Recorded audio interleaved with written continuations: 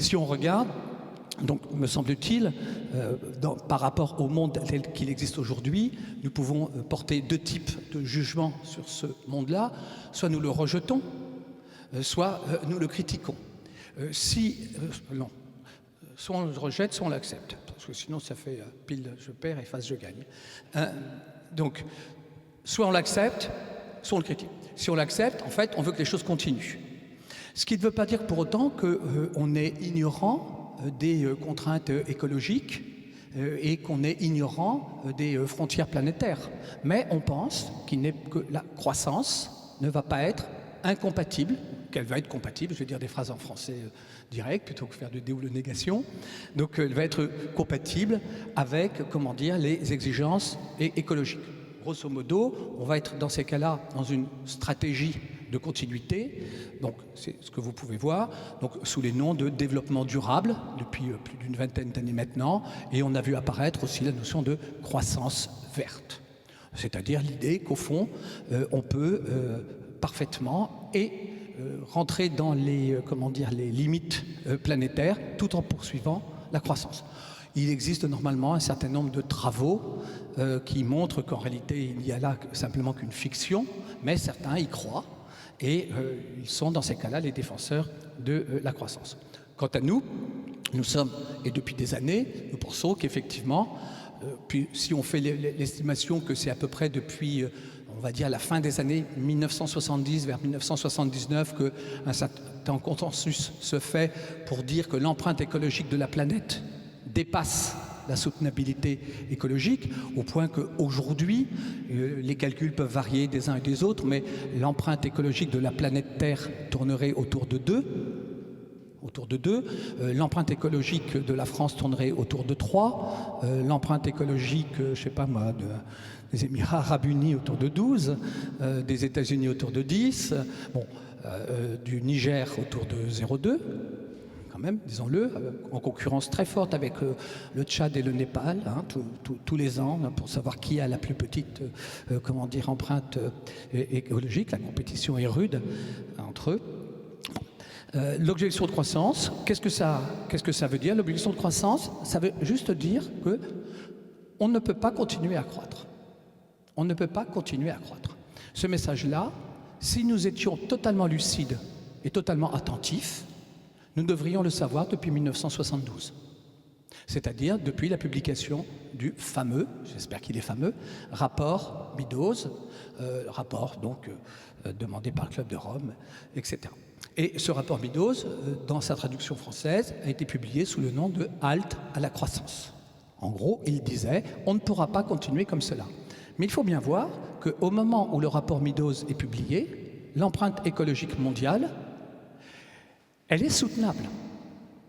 Et être objecteur de croissance dans les années 1970, c'est simplement, effectivement, se rendre compte des dégâts que peut provoquer la croissance. Sauf que, comme le rapport Meadows n'a pas été écouté, alors qu'est-ce qui s'est passé? Alors, on a continué. C'est la solution de la continuité, business as usual, qui l'a emporté. Et qu'est-ce qui s'est passé? Eh bien, moins d'une dizaine d'années plus tard, l'empreinte écologique a dépassé le seuil de soutenabilité. Et nous avons continué, au point qu'aujourd'hui, nous sommes sur une trajectoire de 2. Enfin, nous sommes à 2. Ce qui fait que si, en 1972, on pouvait déjà être objecteur de croissance, aujourd'hui, c'est un peu différent.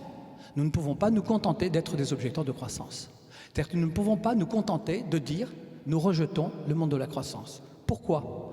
Parce que si le seuil de soutenabilité était dépassé, alors, si l'on veut que le monde... Alors, c'est notre continuité à nous. Si l'on veut que le monde continue, que la planète continue, alors il va falloir repasser sous le seuil de... Alors, ce que je vais appeler maintenant l'insoutenabilité écologique. Il va falloir repasser dessous. Et au sens propre, repasser sous les seuils de l'insoutenabilité écologique, c'est proprement décroître. Ce qui n'est pas exactement la même chose que l'objection de croissance. L'objection de croissance, au fond, si aujourd'hui quelqu'un me dit « moi je suis objecteur de croissance, mais je ne suis pas décroissant », en gros il me dit « je ne veux plus que la croissance continue, mais le monde dans lequel on vit aujourd'hui est un monde insoutenable ». Donc il défend quand même un certain mode de vie, certaines manières de vivre qui sont absolument insoutenables. Après, une fois qu'on a vu cela, il n'est pas très difficile de placer ce qu'est la post-croissance. Moi, j'aime bien jouer un peu sur les mots français. Je trouve que le français est très très riche et j'aime bien jouer sur le triptyque rejet, trajet, projet. Être objecteur de croissance, c'est dire nous rejetons la croissance. Alors, aujourd'hui, le thème de la conférence aujourd'hui, c'est qu'est-ce que nous rejetons quand nous rejetons la croissance? Qu'est-ce que nous rejetons réellement? Mais être objecteur de croissance, c'est rejeter la croissance. Être décroissant, c'est dire bon, il va falloir quand même un certain temps, un certain trajet, une certaine parenthèse où on va réduire la production et la consommation pour revenir sous des seuils de soutenabilité. C'était fin avril qu'on a eu l'Overshot Day, hein, c'est-à-dire le jour du dépassement. Ça veut dire refaire en sorte que le jour du dépassement, il n'y en ait plus, ou qu'on le renvoie au 31 décembre. J'espère que tout le monde voit l'effort politique que cela va demander. Mais rêvons, espérons, imaginons que nous y arrivions. Imaginons qu'un jour, la décroissance s'installe et que nous réussissions effectivement à réduire la production et la consommation pour revenir dans les frontières planétaires. Dans quoi allons-nous déboucher? Nous déboucherons dans un monde qui ne croira plus à la croissance.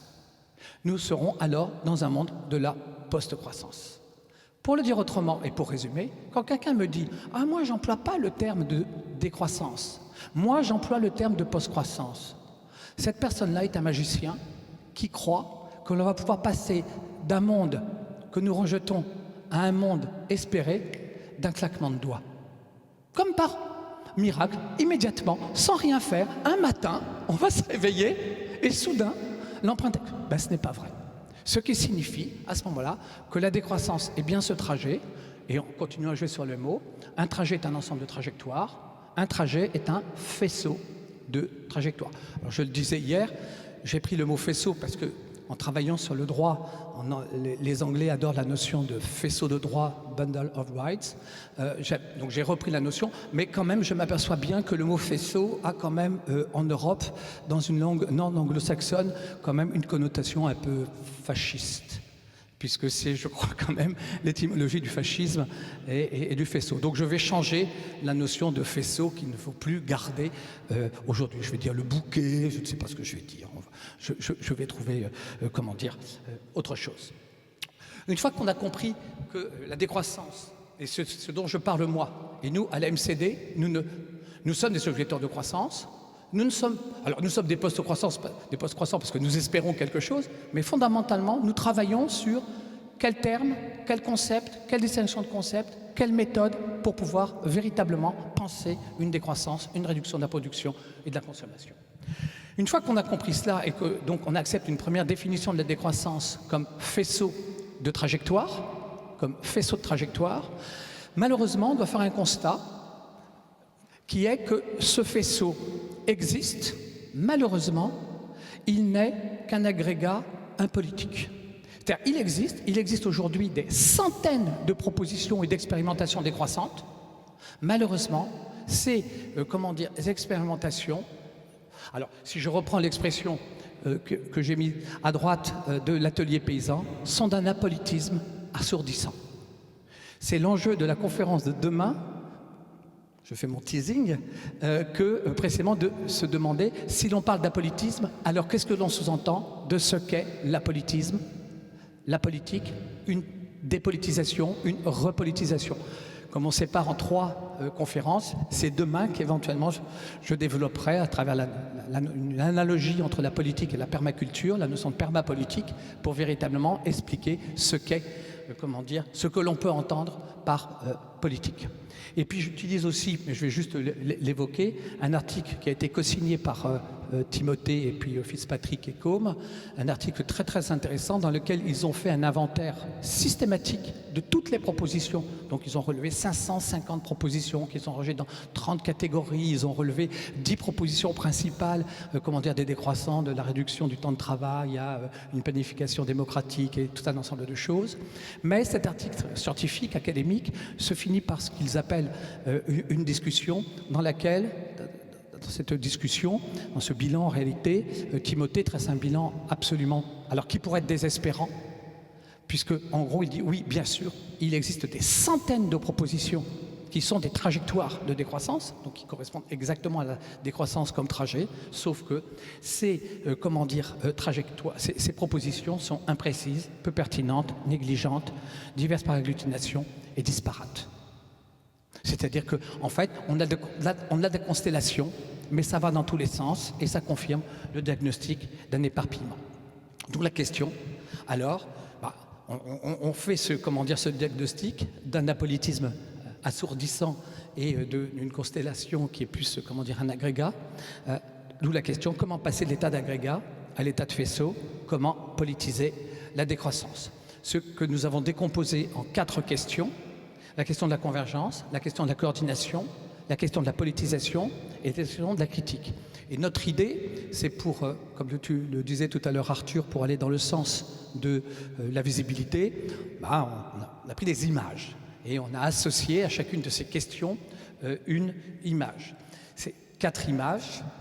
Alors après, éventuellement, je vois certains qui, on mettra sur notre site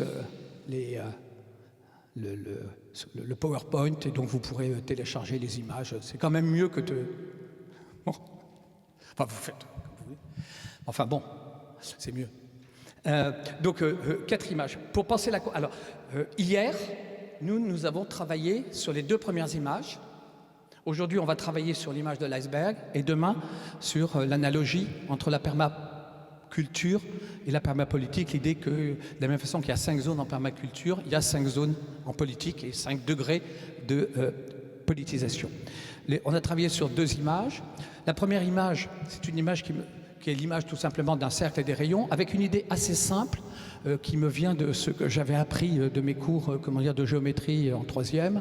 C'est que dans un cercle, 2 rayons peuvent être diamétralement opposés. Il n'empêche qu'ils peuvent être quand même tous les 2 dirigés vers le centre. Autrement dit, quand je discute avec des décroissants qui me disent « Oh oui, mais on a tous des conceptions différentes de la décroissance ». Il y a même un décroissant mainstream, mais qui n'est pas Timothée Parry. Je vous laisse chercher qui est le décroissant mainstream, mais c'est la première phrase du livre qu'il a coordonné l'année dernière, à savoir que la décroissance a enfin atteint la visibilité dans les médias mainstream. Merci Vincent. Et donc, lui, nous l'avons entendu il y a quelques années dire « Oh, dans l'idéal, ça serait bien que chaque décroissant ait sa propre définition de la décroissance. » Soit dit en passant, si j'étais de l'autre côté, je me réjouirais d'avoir des adversaires de ce calibre. C'est-à-dire que dans un monde qui est, éclaté par l'individualisation, arriver à ce que les décroissants qui prétendent porter la critique la plus radicale et la plus systématique contre le monde de la croissance, et donc contre l'individualisme, si les décroissants eux-mêmes à se dire à chaque individu sa définition, dans ces cas-là, comme on dit, on n'a pas besoin d'ennemis, on peut se contenter de cela. Et donc, contre cet éclatement, dissémination de la décroissance, je propose l'idée que, mais bien sûr qu'il y a des rayons, je vais appeler ça comme ça, des rayons de désaccord. Mais je sais très bien, par exemple, qu'il y a des décroissants qui sont totalement de tradition anarchiste. Je sais qu'il y a des décroissants qui défendent la position de l'État. Je sais qu'il y a des décroissants qui sont véganes. Je sais qu'il y a des décroissants qui demandent, qui défendent l'attraction animale. Je sais qu'il y a des décroissants qui rejettent toute notion de propriété. Je sais qu'il y a des décroissants qui défendent la propriété commune. Qu'est-ce qu'on va faire? On va dire qu'on exclut l'un et on va juste dire à la conclusion que quand nous rencontrons comme cela des discussions où il y a des positions diamétralement opposées, nous pouvons en déduire méthodologiquement que ces discussions n'appartiennent pas au noyau commun. n'appartiennent pas au noyau commun. Et à ce moment-là, on peut se demander, alors mais qu'est-ce qu'on va mettre dans le noyau commun? Ça, c'était la conférence d'hier. J'ai passé 2 heures à l'expliquer. Je le dis très rapidement. Il me semble que cette idée d'un noyau des rayons, c'est quelque chose qu'on peut retrouver dans tous les mouvements. Il me semble que systématiquement, dans tout mouvement, on devrait avoir une réflexion pour dire quel est notre noyau. Ce qui permettrait d'admettre qu'il y a des gens qui ne disent pas la même chose que nous, mais en même temps, d'accepter des convergences. Vous imaginez la même chose à gauche? Bon, je dis ça pour l'année prochaine. Bon, mais on voit bien à quel point ils en sont loin. Et pourtant, c'est un travail qui devrait être fait pour savoir, au fond, est-ce qu'il n'y a pas un noyau commun de ce que c'est qu'être de gauche.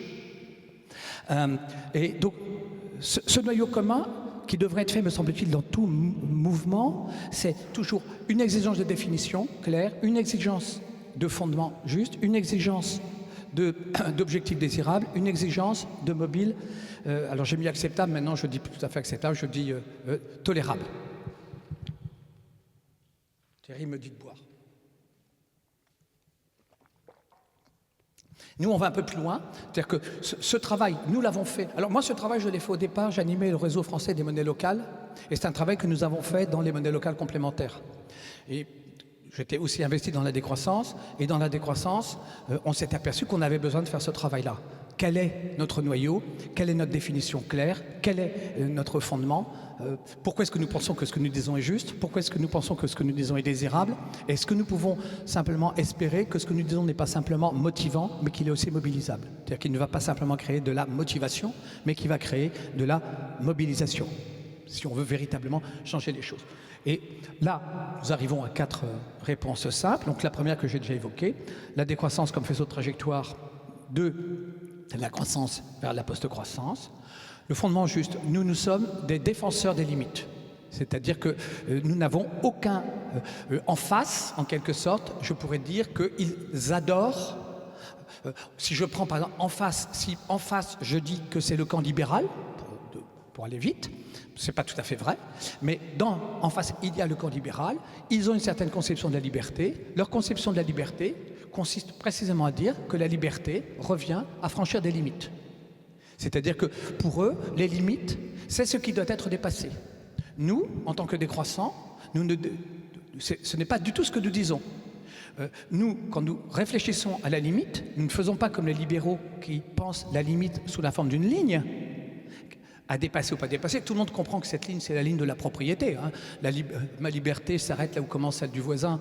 C'est exactement le modèle bourgeois de ma propriété s'arrête là où commence le champ du voisin. C'est la conception petite bourgeoise de la propriété privée. Hein. Leur conception de la liberté, c'est la conception de la propriété. Bon, nous, il me semble qu'en tant que décroissants, nous ne pouvons pas, quand nous pensons à la limite, penser la limite sur le modèle géométrique de la ligne. Nous devons penser la limite sur le modèle géométrique de l'espace. Ce n'est pas une idée qui vient de nous, c'est une idée qui vient des Amis de la Terre, ce qu'ils appellent espace écologique. Ce qu'ils appellent espace écologique, c'est l'espace entre, deux lignes, une ligne basse, le plancher, une ligne haute, le plafond. Tout le monde comprend bien qu'en termes de revenus, au-dessus d'un certain plafond, les riches vivent hors du commun et qu'ils sont dans l'exclusion choisie, ce qu'ils appellent la sécession. Mais tout le monde comprend bien aussi qu'en deçà d'un certain niveau de patrimoine et de revenus, il y a une autre forme d'exclusion qui n'est pas choisie cette fois-ci, qui est une exclusion subie, qui est ce qu'on appelle la misère. On comprend bien à ce moment-là et que cette exclusion, elle est subie, et quand vous êtes dans la misère, ce qui n'est le cas d'aucun d'entre nous ici, disons-le très clairement, quand nous sommes dans la misère, nous vivons alors hors du commun. De la même façon d'ailleurs que les riches ont aussi une vie hors du commun. Il y a en réalité 2 façons d'avoir une vie hors du commun, au-delà du plafond, en deçà du plancher. Tout le monde comprend alors très facilement que si nous voulons défendre le commun, nous devons nous situer entre le plancher et le plafond. Et cela, vous pouvez l'appliquer pour les quantités d'eau dont nous avons besoin sur les surfaces habitables. Enfin, vous avez là un concept produit par les Amis de la Terre qui est d'une puissance extraordinaire et qui fait que nous aimons les limites. Nous aimons les limites. Mieux que ça, nous ne voyons pas les limites comme des contraintes et nous ne voyons même pas les frontières planétaires comme des contraintes.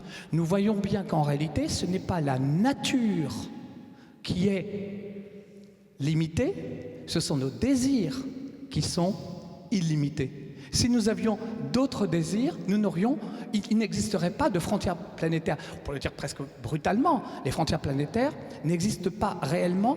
Elles existent objectivement, scientifiquement, mais elles n'existent pas absolument. Elles existent relativement à nos modes de vie. Si, par exemple, le détroit d'Ormuz et tous les détroits se fermaient pendant 3 ans, je peux vous dire que nous ne craignerions plus de manquer de pétrole, puisque nous n'utiliserions plus le pétrole. Nous ne pouvons avoir la crainte du peak oil qu'à condition, évidemment, d'avoir besoin de mettre des trucs en plastique et du pétrole dans nos... Tout le monde comprend ça. Donc nous aimons les limites et l'autolimitation. Je vais très très vite sur l'objectif désirable. Nous pensons fondamentalement que nous défendons ce qu'on appelle la vie sociale. Alors, vous voyez tous, je n'ai pas fait de faute d'orthographe, hein, j'ai vraiment écrit vie avec un Y. Cela vient, comment dire, d'auteurs américains qui écrivent life avec un Y. Et par là, ils entendent un concept très très étendu de vie.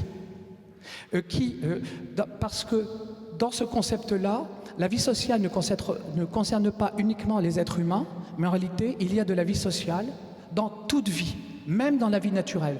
Le propre de l'homme ne va pas être la vie sociale, le propre de l'homme va être éventuellement, quelqu'un qui s'appelle Bernard Lahire défend ça, la vie culturelle. Mais en réalité, la vie sociale, la vie les uns avec les autres, les uns pour les autres, non pas la vie sans les autres, non pas la vie contre les autres, mais la vie avec et pour les autres, la vie sociale. En fait, cela, ce n'est pas le propre de l'homme, c'est le propre de la vie, c'est le propre du vivant avec un Y. Et nous pensons fondamentalement qu'il y a là un objectif absolument désirable. Il y aurait plein d'autres choses à dire, hein, effectivement. Sur le dernier point, je vais juste l'évoquer. Ce qu'on appelle l'économie politique de la dépense, c'est l'idée qu'en réalité, il n'existe de rareté que parce qu'en réalité, nous ne savons pas partager. Ce que je veux dire par là, c'est que nous allons même plus loin. Si l'empreinte écologique mondiale est de 2, si l'empreinte écologique de la France est de 3, c'est que petit a, nous sommes une société riche. J'oserais même dire à prime, trop riche. Petit b, nous ne sommes pas simplement une société riche, nous sommes une société de riches. Parce que nous sommes une société de riches. Qu'est-ce que ça veut dire? Cela veut dire que, alors je ne vais pas justifier pourquoi, mais l'influence, c'est un auteur français du XXe siècle qui s'appelle Georges Bataille. L'idée, c'est quoi? C'est qu'en réalité, dans toute production économique, nous produisons toujours plus que ce dont nous avons besoin. Mieux que ça, même en termes d'énergie, nous disposons plus que ce que nous pouvons, dissiper. Et donc, Georges Bataille est quelqu'un qui dit, si nous ne dissipons pas l'excédent d'énergie, alors l'énergie va nous détruire. Il n'y aurait selon lui que 3 façons de dissiper l'énergie. La guerre, la croissance, et chacun peut voir aujourd'hui comment, quand la croissance hoquette, la guerre redémarre, c'est explicite, ou alors ce que Georges Bataille appelle la dépense. Qu'est-ce que ça veut dire la dépense? La dépense, ça veut dire, la dépense, c'est une réponse à la question, qu'est-ce qu'on fait des surplus? Qu'est-ce qu'on fait des surplus? Aujourd'hui, les surplus sont accaparés par une minorité. Une économie politique de la dépense revient à dire que nous n'allons pas être sobres parce que nous manquons de ressources, c'est-à-dire que nous n'allons pas partager parce qu'il y a la rareté, nous allons faire l'inverse. C'est parce que nous allons partager qu'il y aura l'abondance. C'est un renversement complet de perspective qui est vraiment très très très intéressant, par exemple pour justifier un revenu de base, tout un ensemble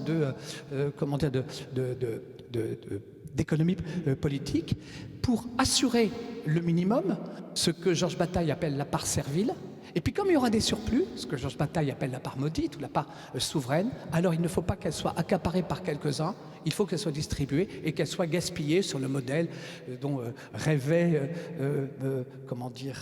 Bataille, ayant lu Mauss, Marcel Mauss et L'essai sur le don, l'idée que dans les sociétés dites primitives, mais ça ne doit pas être dit négativement, alors ayant pris conscience que l'excès pouvait détruire une société, eh bien qu'est-ce que faisaient les sociétés dites primitives et dites sauvages? Leur sagesse consistait à détruire les excès, mais à les détruire collectivement. Parce que les riches, c'est le titre d'un livre d'Hervé Kempf, les riches détruisent la planète. Le problème, c'est qu'effectivement, leur excès, c'est la destruction de la planète. Voilà ce que on a dit. L'autre, thème d'hier était sur l'idée d'un arbre. Je vais très vite. Ça, c'est vraiment quelque chose qui concerne très concrètement les travaux que nous voulons faire à la MCD. Un chantier, véritablement, une fresque de la décroissance. On y a passé toute l'après-midi avec beaucoup de discussions, hein, dans les rayons, on va dire, hein, mais sans aucun fracas dans le noyau, mais avec des différences d'approche dans les rayons. Ce que moi j'appelle une cartographie systémique des résistances, c'est-à-dire l'idée que ça serait bien que chaque résistance, donc par résistance j'entends aussi bien une proposition académique qu'une alternative concrète. Moi je trouve que ça serait assez intéressant que chacune, en quelque sorte, dresse une sorte de carte d'identité qui me dise, voilà, mon projet à moi, voilà comment il se situe territorialement. Voilà comment il se situe temporellement. Voilà comment il se situe par rapport à la technique. Voilà comment il se situe par rapport aux institutions. Voilà quel est son degré de politisation. On voit, pour donner juste un exemple, moi j'étais le fondateur d'une monnaie locale qui s'appelait La Mesure. Son territoire était extrêmement restreint. C'était le bassin de vie romanais, le Romans-sur-Isère, où j'habitais. Maintenant, vous avez d'autres projets. Leur territoire, c'est pas le bassin de vie. Ça peut être encore plus petit. Ça peut être, la commune, ça peut être encore plus petit, le voisinage, ça peut être encore plus petit, la maisonnée. Là, à chaque fois, je pourrais vous renvoyer à une référence avec des gens qui travaillent. Alors, plus ça devient petit, plus ce sont des femmes qui ont réfléchi. La maisonnée, c'est Mariamis, c'est... Arthur, c'est qui, la maisonnée? Geneviève Fruvaux, mais il sait que j'ai un blocage sur ce nom de Geneviève Fruvaux, donc d'habitude, quand il me voit bloqué, il me donne le nom. Et là, il faisait autre chose, mais il sait que je ne sais pas pourquoi j'ai un blocage sur le nom de Geneviève Fruvaux. Mais on voit bien que les biorégionalistes qu'on appelle le bassin versant, c'est pas la même. Et en fait, ça serait intéressant. Bon, il y a des initiatives qui sont dans le ici et maintenant, il y a des initiatives qui sont sur le 10 ans, il y a des initiatives qui sont sur le 100 ans, il y a des initiatives qui ont un rapport conflictuel aux institutions, il y a des initiatives qui vont accepter, par exemple, un soutien logistique des institutions, il y a des initiatives qui vont accepter des soutiens financiers des institutions.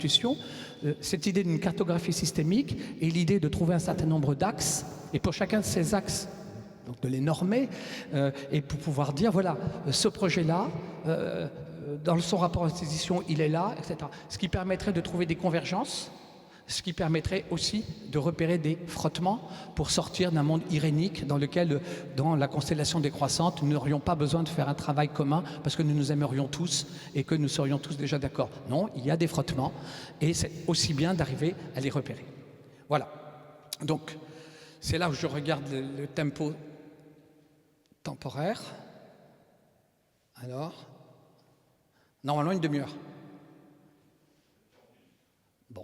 40 minutes. 37. Bon, ok. Et donc,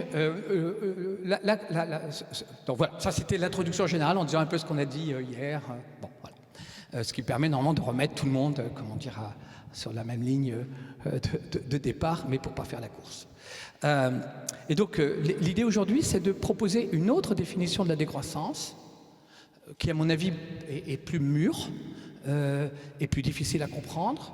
C'est-à-dire une autre définition que la première définition, à savoir le trajet, le faisceau de trajectoire pour passer du monde de la croissance au monde de la post-croissance. Cette seconde définition, c'est la décroissance est l'opposition politique à la croissance. Cette définition, en fait, dépasse la critique qu'on entend trop souvent, à savoir, comme je l'ai évoqué tout à l'heure, que le mot décroissance commencerait par D, et dit explicitement que ce vers quoi nous allons nous tourner, c'est au fait, si la décroissance est l'opposition politique à la croissance, mais alors c'est quoi la croissance? Je l'ai dit autrement, ça fait un certain nombre d'années que je fais des conférences sur la décroissance. Pendant des années, il ne m'est jamais arrivé de faire une conférence sur la décroissance sans qu'à un moment, quelquefois au bout de 5 minutes, quelqu'un lève le doigt pour dire « Vous savez, vos idées, je les aime bien, mais le mot, il est mal choisi. Pourquoi vous avez choisi un mot qui commence par D ?» Bon, c'est assez violent, c'est assez pénible. J'ai l'habitude de répliquer, vous n'oseriez pas, lors d'une assemblée générale ou d'une conférence du MRAP, oser dire « Mais pourquoi vous vous appelez antiraciste? Parce que anti, c'est négatif. Quand même, vous devriez trouver quelque chose de positif. » J'imagine que personne oserait dire ça. Mais pour la décroissance, pendant des années, les gens s'autorisaient, en quelque sorte, à lever le doigt et dire « Écoutez, c'est très intéressant votre conférence, mais des fois c'est au bout de 2 minutes. Hein. Je l'ai vu à Saint-Mexant, Décroissance le festival. Les gens viennent pour entendre parler de décroissance. Je fais la conférence finale avec Delphine Bateau, et il y avait Timothée, je crois, qui était là. Pour la décroissance, on ne parle pas depuis 2 minutes, il y a quelqu'un qui lève le doigt pour dire « Écoutez, il faut arrêter avec ce mot-là, il ne faut plus l'employer. » Il ne faut plus l'employer, parce que c'est un mot négatif. C'est pas bien les mots négatifs. Il faut dire un mot positif. Bon, ok. Donc, moi je pense qu'il faut dépasser ça. Or, depuis 1 an ou 2, plus personne ne lève le doigt pour me dire ça. Donc je me suis posé, en fait, depuis 1 an ou 2, je définis explicitement la décroissance comme une opposition politique. Je défends explicitement une conception politique de la décroissance. Et c'est cela que je vais faire aujourd'hui. Et donc, l'idée, c'est un iceberg. Alors, l'image n'est pas bien grosse. Est-ce que la suivante est plus grosse? On verra. Alors, je dis tout de suite, d'ailleurs, pourquoi c'est un iceberg. Je peux le remonter, même. En fait, l'idée, c'est que la plupart du temps, quand on se pose la question « Qu'est-ce que la croissance ?» et quand on lit des textes qui parlent de la croissance, en réalité, la plupart du temps, dans la plupart des cas, la plupart des gens, quand ils parlent de croissance, ils la réduisent à la croissance économique. À la croissance économique. Les plus pertinents d'entre eux vont éventuellement dire qu'en réalité, la croissance économique, pour le dire vite, de la repose sur une croissance de l'utilisation des énergies et des matières. C'est-à-dire qu'ils vont aller chercher un fondement physicaliste à, la croissance de la richesse. L'hypothèse de la double matérialité. J'ai appris ça hier, ce que c'était l'hypothèse de la double matérialité. J'utilisais déjà le truc, mais je ne savais pas qu'il y avait en plus un nom pour dire l'hypothèse de la double matérialité. Est-ce que l'on peut réduire la croissance à un phénomène physicaliste ou un phénomène économique? Je veux bien comprendre que la production de la richesse repose in fine sur l'utilisation et l'extraction de matière et d'énergie. Je peux arriver à le comprendre. Mais est-ce que l'ensemble de la critique d'objection de croissance, et est-ce que l'ensemble des trajets de décroissance pour la post-croissance peuvent se réduire à une critique économique? L'autre idée, c'est que la dimension économique de la croissance n'est que la partie émergée de l'iceberg. Et qu'en réalité, il y a une partie immergée, et nous posons une deuxième hypothèse, nous disons même que nous posons la question, mais dans quoi flotte cet iceberg? Et c'est ainsi que je distingue en réalité, dans ce qu'on pourrait appeler d'une façon générale le paradigme de la croissance, je peux analytiquement analyser, décomposer 3 éléments: l'économie de la croissance, le monde de la croissance et ce que je vais appeler le régime politique de croissance. Je dis tout de suite à quoi cela va donner. Ça va permettre de montrer que l'on va pouvoir, si je regarde la partie émergée, je vais obtenir une sous-définition de la décroissance comme décrue de la production et décrue de la, de la consommation. Si je regarde, je mets la tête sous l'eau, et que je regarde la partie émergée, je vais découvrir le monde de la croissance. Et là, je vais y revenir dans un instant, c'est là le grand apport du pape de la décroissance, qui est Serge Latouche, qui est l'idée que la croissance est une colonisation de nos imaginaires. À ce moment-là, on obtient une deuxième définition de la décroissance. La décroissance n'est pas qu'une décrue économique, c'est une décolonisation de nos imaginaires. Et puis, si je mets encore plus la tête sous l'eau et que je regarde dans quoi flotte cet iceberg, je vais découvrir que la croissance est aussi un régime politique. Et ce régime politique, alors, il a la particularité d'être un régime politique de dépolitisation, ça va être un petit peu plus compliqué, mais qui met le monde à l'envers. Et si l'on veut retrouver le monde à l'endroit, si on veut retrouver un monde qui marche sur ses pieds plutôt que de marcher sur sa tête, alors il faut renverser ce régime de croissance. Ce qui permet, quand on distingue comme cela la croissance comme économie, la croissance comme monde et la croissance comme régime politique, d'avoir trois sous-définitions de la décroissance comme décrue, la décroissance comme décolonisation et la décroissance comme renversement. Alors pourquoi cela? Donc là, moi j'aime bien utiliser des références, quelques références. L'idée c'est pourquoi je vais avoir besoin, pourquoi je ne peux pas me contenter d'une critique économiciste de la décroissance. Là, la réponse est fournie par Serge Latouche, et c'est le grand apport de Serge Latouche à la pensée de la décroissance.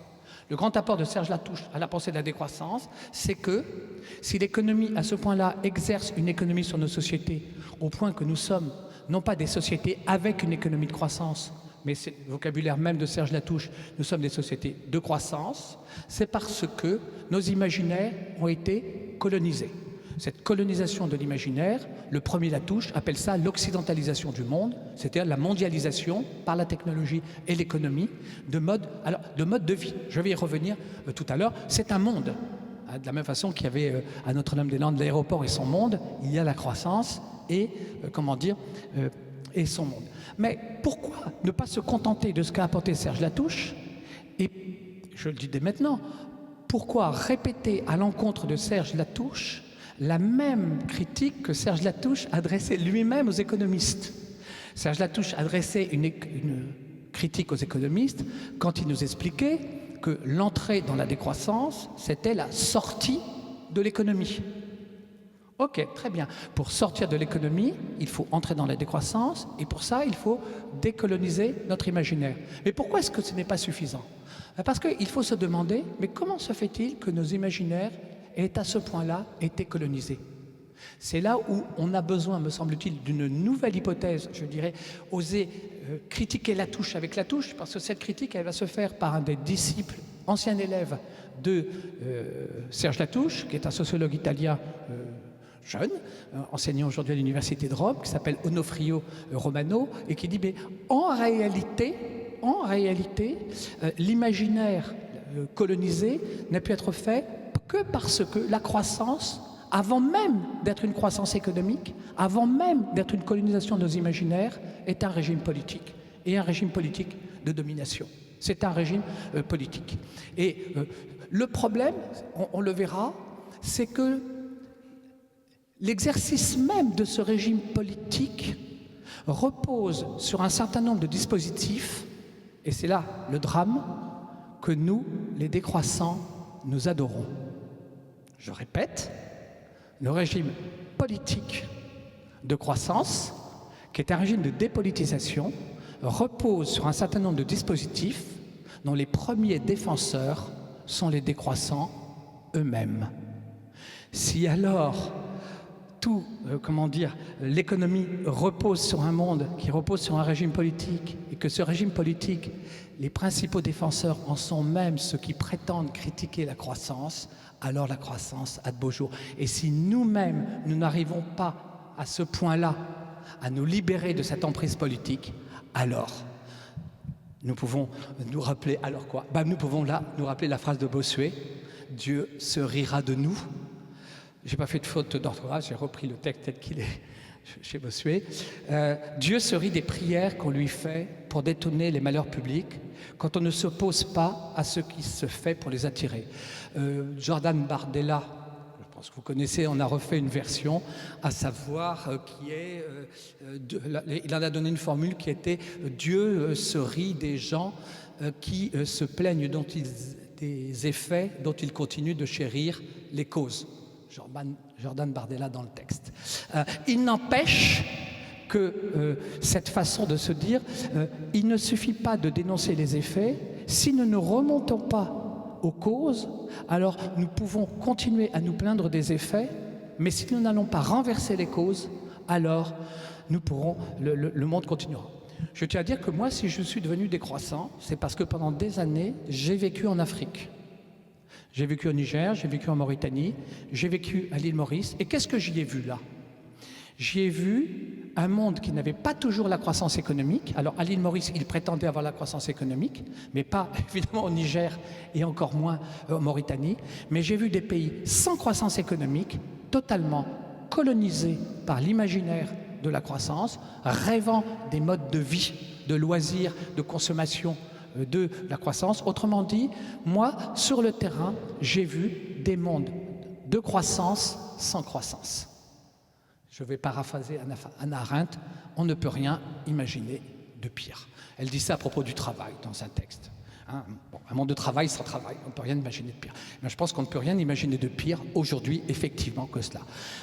Et j'y ai vu aussi des gens, comment dire, des pouvoirs qui sont totalement, qui utilisent tous les dispositifs de dépolitisation. Donc j'y ai vu aussi à l'œuvre le régime politique de croissance, mais sans croissance économique. Et si à Maurice, il y aurait, paraît-il, un miracle économique, je peux vous promettre que ce miracle, il n'est pas pour tout le monde.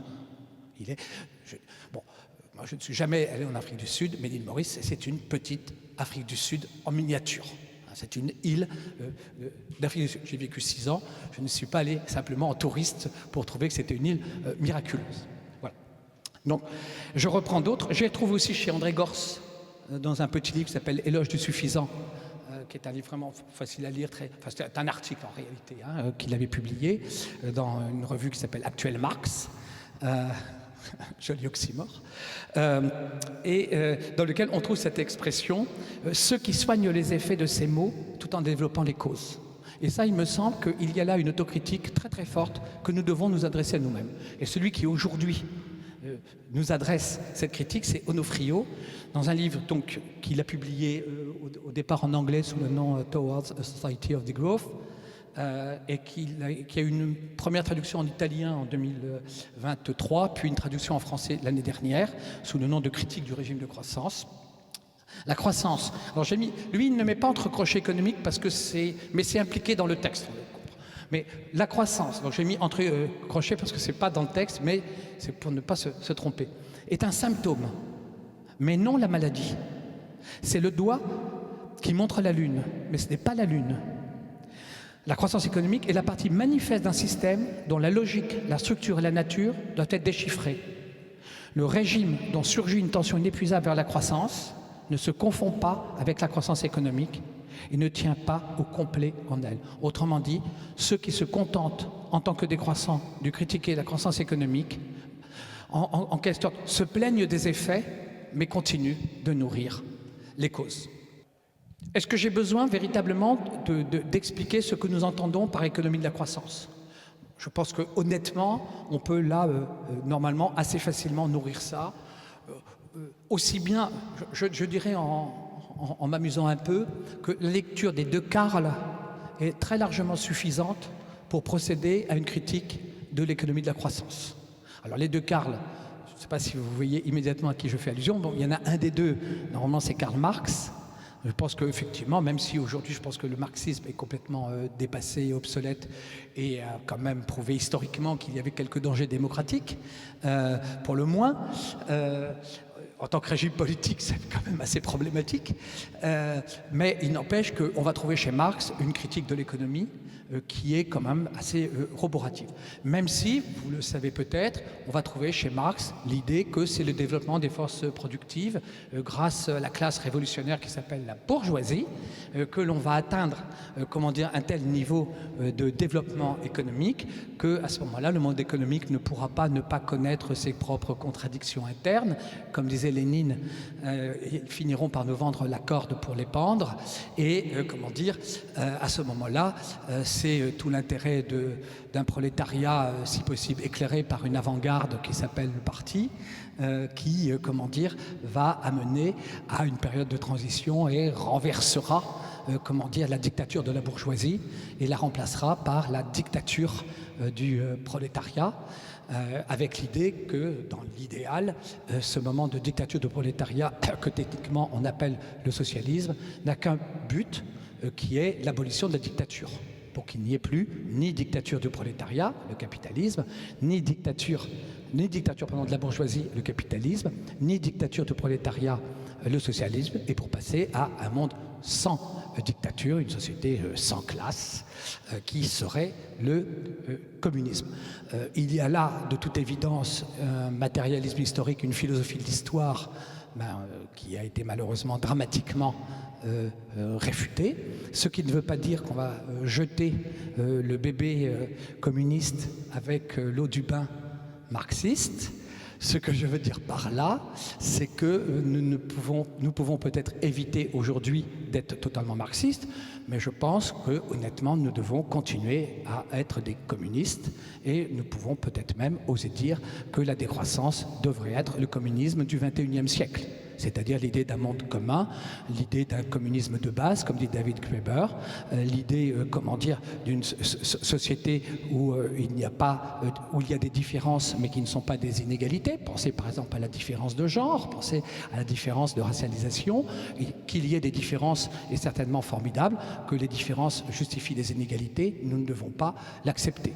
Donc je pense, quant à moi, que l'idéal communiste d'une société sans inégalité est quand même encore toujours un bel idéal. Et en ce sens-là, on peut parfaitement dire que la décroissance est un communisme pour le XXIe siècle, mais un communisme éclairé. Voilà pour le premier Karl, rapidement. Pour le second Karl, alors le second Karl, c'est Karl Polanyi. Karl Polanyi, P-O-L-A-N-Y-I, Karl Polanyi, qui, est un économiste, anthropologue du XXe siècle, qui est un historien aussi, et qui a écrit un livre formidable qui s'appelle La Grande Transformation, dans lequel on va trouver chez lui une critique, à mon avis, bien plus intéressante que chez Marx de la marchandise et de la marchandisation, pour le dire très vite et présenter en une phrase, si c'est possible, ou deux, Karl Polanyi. Karl Polanyi est quelqu'un qui s'aperçoit que les sociétés, quand elles ne sont pas sous l'emprise de l'économie, ne sont pas sous l'emprise de la marchandisation, et reposent alors sur un ensemble de facteurs, c'est le terme de Polanyi, de facteurs de production, qui échappent à la marchandisation. Ces trois facteurs de production qui échappent à la marchandisation, c'est la monnaie, la terre et l'activité humaine. Karl Polanyi est quelqu'un qui nous explique que le capitalisme revient à marchandiser et à transformer ces facteurs de production en quasi-marchandises, alors qu'elles devraient échapper au pouvoir de la domination de la marchandisation, elle est marchandisée. La terre, quand elle va être marchandisée, s'appelle la propriété. L'activité, quand elle est marchandisée, s'appelle le travail. La monnaie, quand elle est marchandisée, s'appelle l'argent. Et aujourd'hui, nous avons un marché de l'argent, nous avons un marché du travail, nous avons un marché de la propriété. C'est véritablement. Donc on a là une critique très intéressante de l'économie, et c'est chez Karl Polanyi qu'on trouve l'idée que aujourd'hui, dans une société marchandisée, alors, c'est, pour le dire un peu simplement, alors que l'économie ne devrait être qu'une région de la vie sociale, en réalité aujourd'hui, c'est l'ensemble de la société qui est encastré dans l'économie. Et au fond, tout aujourd'hui est devenu économique, tout est ramené, non pas à sa valeur d'usage, je le dis cette fois-ci en termes marxistes, mais à sa valeur d'échange. Et tout ne fait que circuler. Donc on a là une critique. Il n'empêche qu'il y a là, chez les deux Karl, des explications assez intéressantes sur la façon dont, qui décrivent assez bien, je dirais, l'emprise que l'économie exerce sur nos sociétés. Mais si nous posons la question, mais pourquoi ? Pourquoi l'économie explique Pourquoi l'économie exerce cette emprise? Pourquoi, au fond, cette marchandisation généralisée? Pourquoi? Là, pour moi, c'est le grand apport de Serge Latouche, qui est de dire qu'on ne peut pas, pour expliquer cette emprise économique, se contenter de raisons économiques. Parce que si on en reste à des raisons économiques, comme le font les marxistes, les marxistes sont des gens qui nous disent que quand on cherche une explication, en dernière instance, c'est l'expression même qu'on trouve chez Marx, il faut toujours aller chercher, l'infrastructure économique. C'est-à-dire qu'il faut toujours aller chercher l'explication dans les rapports de production, c'est-à-dire dans la sphère de la production économique. Cela revient au fond à expliquer pour des raisons économiques l'emprise économique. Bref, c'est rester véritablement, je dirais comme cela, dans l'idéologie économique. Le grand apport de Serge Latouche est de dire qu'on ne peut pas expliquer cette emprise par des raisons économiques. Sinon, on continue à rester enfermé dans le cercle vicieux de l'économie qui explique l'économie. Je fais une parenthèse. Nous, aujourd'hui, en tant que décroissants, nous avons lu, depuis la fin des années 70, Christine Delphi et Françoise Daubonne, c'est-à-dire nous avons lu chez Françoise Daubonne cet écoféministe, puisque c'est elle qui invente le terme, cette personne qui nous explique qu'en réalité, ce qu'on va trouver en infrastructure déterminante de la société, ce n'est absolument pas la sphère de la production économique, mais la sphère de ce qu'on appelle maintenant en termes plus modernes, de la reproduction sociale, c'est-à-dire une sphère d'une économie de la subsistance, d'une économie morale de la subsistance. Bref, pour le dire autrement, on ne va pas retrouver des hommes, on va retrouver des femmes. Et ça, c'est tout à fait, important, à savoir que expliquer l'économie, la domination de l'économie par l'économie, c'est encore l'une des façons d'invisibiliser le fait que s'il n'y avait pas, alors moi je m'amuse de le dire de façon provocante, s'il n'y avait pas Pénélope Fillon pour aider, à la réussite de son mari, alors il n'y aurait jamais eu de François Fillon. Et quand François Fillon lui-même a dit « mais elle méritait que je lui donne de l'argent », tout le monde s'est moqué d'elle, mais en réalité, s'il n'y avait pas Pénélope, il n'y aurait pas eu Françoise. S'il n'y avait pas des femmes pour laver le slip des gros cons, il n'y aurait quand même beaucoup moins de gros cons. Il faut quand même penser cela. Et cela, je le dis dans des termes beaucoup plus doux que ce que dit Françoise Daubonne dans la fin des années 70. Le féminisme ou la mort, ça vaut quand même son poids de punchline. Il n'y a pas que Timothée qui fait des punchlines. Voilà. Donc ça, c'est un point tout à fait important. On ne peut pas expliquer l'économie par l'économie. Et donc, on ne peut pas expliquer l'emprise que l'économie exerce sur nos sociétés par l'économie. Au fond, ça serait rester prisonnier de ce que moi j'appelle l'économologie. Parce que de la même façon qu'on distingue entre la technique et la technologie, je pense qu'il ne serait pas mauvais de distinguer entre l'économie et l'économologie, c'est-à-dire le discours que l'on tient sur l'économie. Parce que le mot économie, on ne sait jamais si on parle de la chose économique, des modes de production par exemple, des modes de consommation, des modes de circulation, des modes de distribution, ou si l'on parle du discours que l'on tient sur l'économie. Donc, mais assez bizarrement, l'économie a réussi à nous faire croire que l'économie et l'économie, donc que l'économie et l'économologie, c'était la même chose. En réalité, il n'y a là qu'une rhétorique idéologique pour, invisibiliser et, je le dis autrement, naturaliser la domination économique. Il n'empêche que si on ne se laisse pas avoir par la naturalisation de l'idéologie économologique pour justifier la domination et l'emprise que l'économie exerce sur la société, il nous faut, et ça c'est le grand apport de Serge Latouche, aller faire l'hypothèse d'un régime, d'un monde de la croissance. C'est-à-dire de dire, en réalité, il y a une colonisation de l'imaginaire. Alors il y a un mois à peu près, j'étais ici à Paris pour dire quelques mots sur effectivement Serge Latouche, parce que j'étais très très étonné en préparant cet exposé, en quelque sorte, cette intervention, de m'apercevoir que quand Serge Latouche, donc Serge Latouche c'est le pape de la décroissance en France, c'est celui qui véritablement apporte la décroissance en France. J'étais très étonné de m'apercevoir que quand lui-même, on lui demande « mais pourquoi vous êtes décroissant ?» il ne met aucune raison écologique. Et quand on lui dit « mais quand même, vous avez une critique du développement dès les années 70, en 72, il y a le rapport Meadows », il dit « en fait, je m'en fiche. Je ne me suis jamais occupé du rapport Meadows. Je ne suis pas décroissant pour des raisons écologiques. Je suis décroissant parce que j'en vois les dégâts existentiels, culturels, socioculturels dans les sociétés. C'est-à-dire, dans le vocabulaire que nous, à la MCD, nous avons inventé, je pense que Serge Latouche serait d'accord pour dire, il montre à quel point ce qui a motivé Serge Latouche, ce n'est pas que la croissance soit écocidaire. Au fond, pour dénoncer la dimension écocidaire de la décroissance, on doit pouvoir en rester à la croissance économique. Mais Serge Latouche, d'emblée, a vu la dimension que nous, à la MCD, nous appelons sociocidaire, c'est-à-dire la capacité à suicider la société elle-même. Je tiens à dire que quand, en 1972, le rapport Meadows est publié, il y a quelqu'un qui en fait une excellente interprétation et qui le fait à la télévision française sur la première chaîne publique lors d'une émission consacrée au rapport Meadows. Et le présentateur, qui est Étienne Moujotte, si je ne me trompe pas, très jeune, se tourne vers cette personne et lui dit écoutez, je sais bien que vous n'êtes pas l'un de ces décroissants, l'un de ces objecteurs de croissance, mais est-ce que vous pourriez nous présenter, le rapport Meadows? Et cette personne intervient et fait, selon moi, en 1972, le meilleur exposé des critiques que l'on peut adresser à la croissance. Alors, qui est cette personne? C'est le ministre de l'économie de l'époque. Et en 1972, qui est le ministre de l'économie?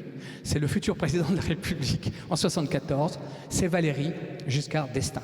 Vous pouvez aller sur le site de la Maison Commune. Nous avons retrouvé l'archive INA, nous l'avons publié. C'est absolument incroyable. Du rapport Meadows, que certains ramènent uniquement à une dimension physicaliste ou une dimension démographique, puisqu'à l'époque, il y avait eu un livre de Ehrlich sur la bombe démographique, j'allais dire la bombe humaine, sur la bombe démographique. Pour eux, essentiellement, et Valéry Giscard d'Estaing, lui, quand on lui demande « mais que dit le rapport Meadows ?» il dit cela. Alors, je ne vais pas faire, c'est très court, mais ce qu'il met en avant, c'est que la croissance provoque ce qu'il appelle un énervement généralisé. Un énervement généralisé. C'est-à-dire que d'emblée, il est dans la dimension que Serge Latouche va appeler culturelle ou socioculturelle, c'est-à-dire le fait que la croissance est une façon de détruire la société, de détruire la vie sociale, de détruire les attachements, de détruire ce que nous héritons de nos prédécesseurs, de ce que nous transmettrons à nos successeurs. Le monde de la croissance, d'emblée, il voit que c'est le monde de c'est le start-up, non pas nation, mais world. C'est-à-dire, systématiquement, chaque individu peut se croire autorisé à repartir de zéro et de repartir de nouveau, comme s'il n'y avait pas de tradition, comme s'il n'y avait pas de choses à conserver. Et de ce point de vue-là, Serge Latouche me semble très intéressant. Le seul problème, c'est que quand Serge Latouche lui-même, on lui dit, mais très bien, enfin, lui-même se fait la question, c'est un intellectuel, et quand lui-même il se pose la question, ok, la croissance, c'est un imaginaire qui colonise notre monde, c'est un monde, c'est-à-dire, c'est pas simplement des modes de production, c'est un mode de consommation, c'est des modes de loisirs, ce sont même des modes de sommeil, ce sont même des modes de résistance à, la croissance. Il y a donc là, dans la croissance, une extension qui excède très très largement la seule sphère économique, la seule sphère de la production économique. L'invisibilisation des femmes, alors ça n'a pas été inventé par la croissance, ça avait commencé bien avant, mais l'invisibilisation des femmes, elle est définitive avec le monde, de la croissance. Le seul problème, c'est que quand on demande à Serge Latouche, ok, très bien, votre diagnostic est bon, vous ne tombez pas dans l'hypothèse que ce sont des causes économiques qui vont créer, l'emprise économique. Et vous faites, une hypothèse par l'imaginaire. Mais pourquoi l'imaginaire l'a-t-il emporté? Et surtout, comment on va s'en sortir? Et c'est là où c'est très intéressant quand on lit Serge Latouche, parce qu'on s'aperçoit que lui-même fait tout un ensemble de propositions qu'il a résumées, là je vais très vite, sous ce qu'il appelle le programme des 8 R, réévaluer, reconceptualiser, réduire, relocaliser, enfin il y en a 8. Mais dans chacun des textes où il présente son programme, ce qu'il appelle son programme politique, à chaque fois, Il dit « Ah, ça serait bien que ça marche, mais il y a des chances que ça ne marche pas. Et donc, en fait, c'est la nécessité qui l'emportera. » C'est-à-dire qu'à chaque fois qu'on lit Serge Latouche, on a Serge Latouche, la prémonition qu'il s'agit bien là que pour sortir, pour décoloniser son imaginaire, il va bien falloir faire quelque chose de politique. Sauf qu'au moment où il en vient à faire des propositions politiques pour savoir, non pas simplement mais comment réellement sortir de l'économie, le fameux programme des 8 heures, au fond, il n'y croit pas lui-même, et lui-même systématiquement dit « ouais, à moins que, en gros, que nécessité fasse loi ». C'est-à-dire qu'alors même qu'il fait un appel à la politique, il n'arrive pas à tenir le défi politique. Donc il se rend compte qu'il y a bien là, je dirais, un soubassement ou une infrastructure politique, mais il n'arrive pas à se dire comment... Il n'identifie pas, en fait, que la croissance n'est pas qu'un monde, mais que la croissance est un régime politique. Et c'est ce que je vais dire là, sur la fin. Ça, c'est l'hypothèse de son disciple, Onofrio Romano, à savoir le régime de croissance. C'est quoi le régime de croissance? Qu'est-ce qu'il appelle régime de croissance? Alors, moi, je trouve qu'une façon assez simple de présenter, et vous allez voir, bon, si je veux le caricaturer, je dirais le régime de croissance, c'est le libéralisme. Comme ça va très très vite. Le libéralisme, c'est un individualisme. Si je reprends une expression même d'Onofrio Romano parodiant Castoriadis, le libéralisme, c'est l'institution imaginaire de l'individu. Bon, parodie d'un titre, enfin parodie, reprise d'un titre de Castoriadis. Qu'est-ce que ça veut dire? C'est-à-dire que fondamentalement, qu'est-ce que c'est le libéralisme? Le libéralisme, c'est un système politique qui place, ou qui prétend placer, au cœur de son système, la liberté, et la liberté individuelle. C'est-à-dire la liberté que chacun puisse construire sa vie comme il l'entend. Il y a là, de ce point de vue-là, une rupture avec, on va dire, l'ancien régime, qui était une société dont, je dirais, les modes de réussite de la vie étaient descendants, étaient imposés par un régime, je dirais, théologico-politique.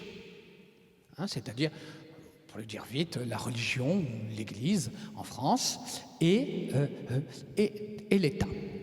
Nous savons tous que cet ancien régime dans lequel les modes de réussite de la vie sont descendants et imposés par l'ancien régime, ont connu quand même un événement un petit peu traumatisant qui doit s'appeler la Révolution française, dans lequel, en apparence, les modes de domination ont été renversés.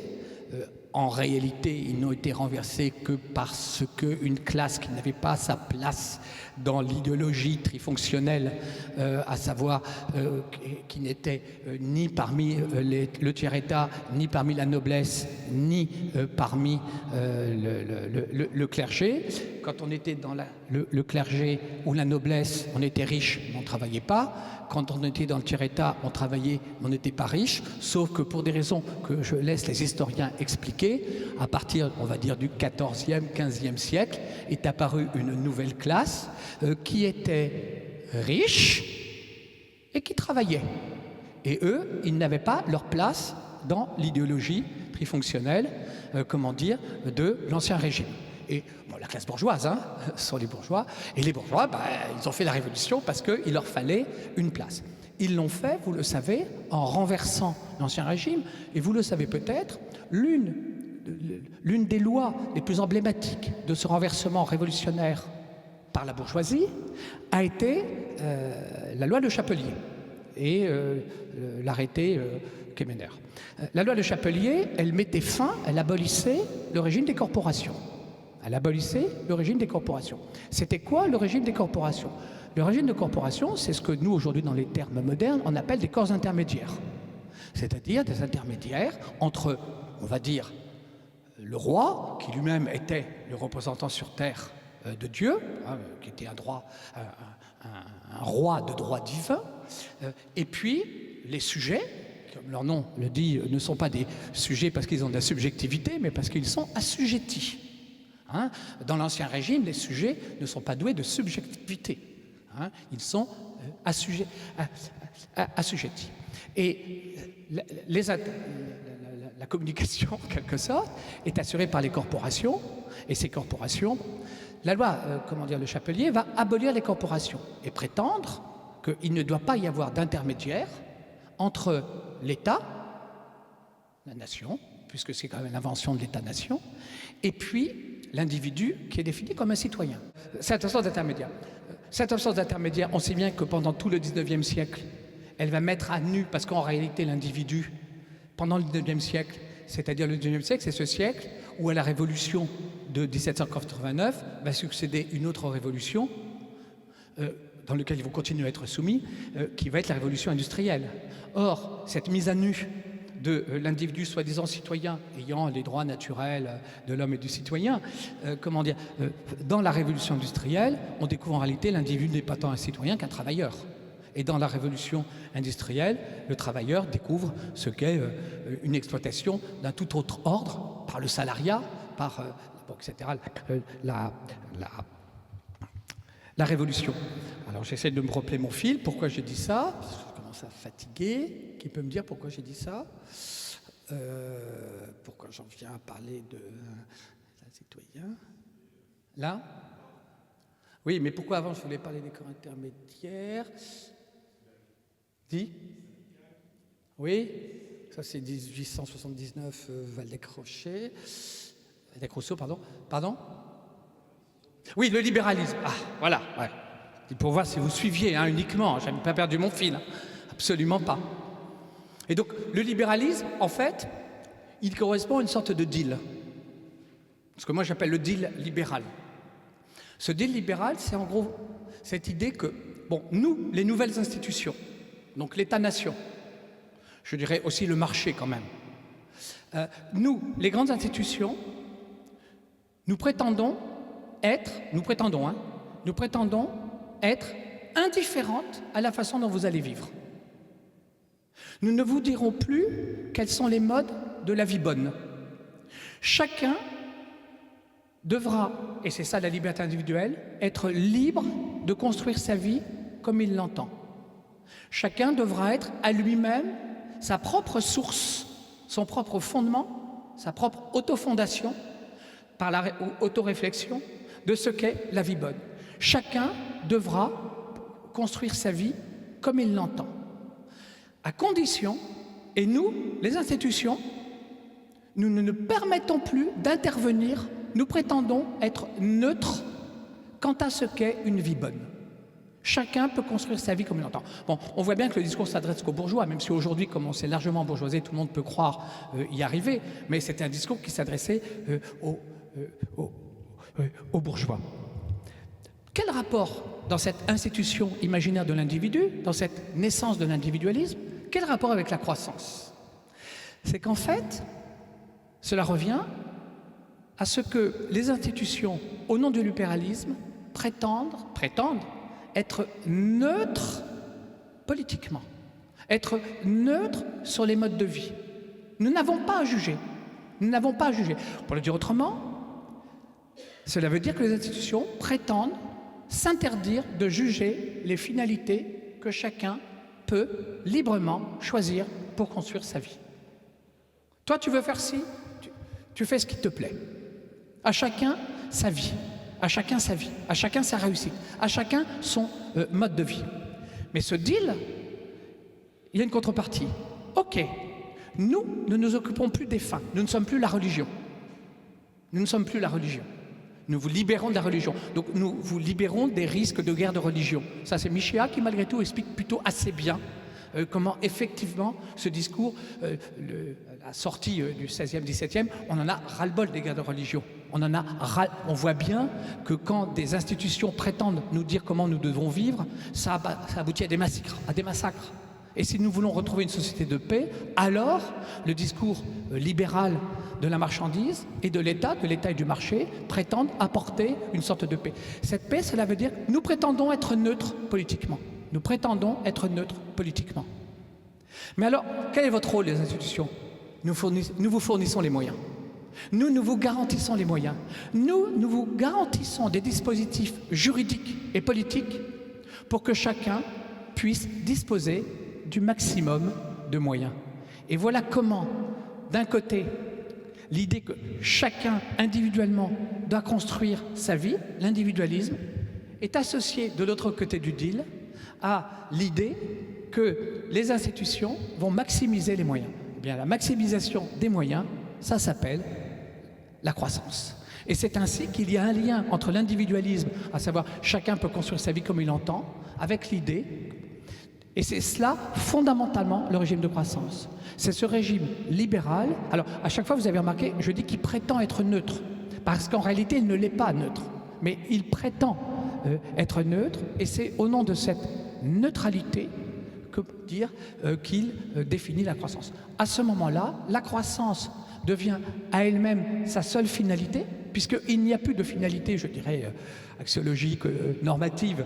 Les institutions s'interdisent de dire ce que nous devons faire. Chacun doit pouvoir vivre comme il l'entend, comme il lui plaît. Et donc à ce moment-là, la seule finalité de l'économie, c'est quoi?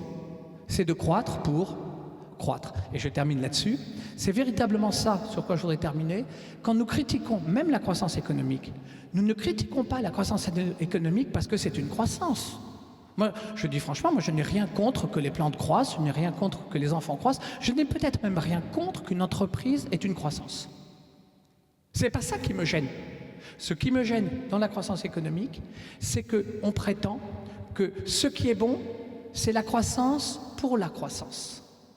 C'est-à-dire que comme si la croissance à elle-même suffisait pour justifier sa propre croissance. Et ça, c'est typique d'un régime de neutralité qui dit « Ah ben nous, ça y est, nous n'avons plus, c'est même pas que nous n'avons pas les mêmes valeurs, nous n'avons plus de valeurs. Nous sommes neutres en termes de valeurs. » En réalité, nous savons que c'est faux, il y a des valeurs bourgeoises et elles sont au service de la domination.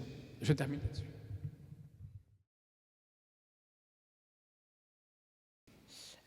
Merci. En plus, je ne sais même pas si ma question a un sens. Vous dites que la décroissance est politique. Du coup, sur l'échiquier politique actuel, la décroissance, vous la situeriez où?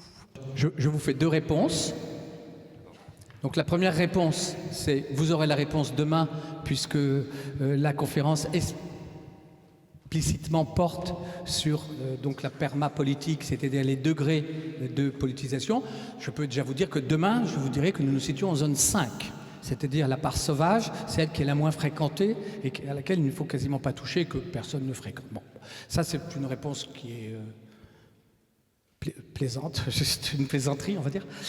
L'autre réponse, alors c'est pas facile aujourd'hui, parce que quand on voit aujourd'hui sur l'échiquier politique français que la pâle social-démocratie défendue par LFI est traitée par l'ensemble de la classe médiatique d'extrême gauche, honnêtement, je pense que nous sommes sortis même du spectre.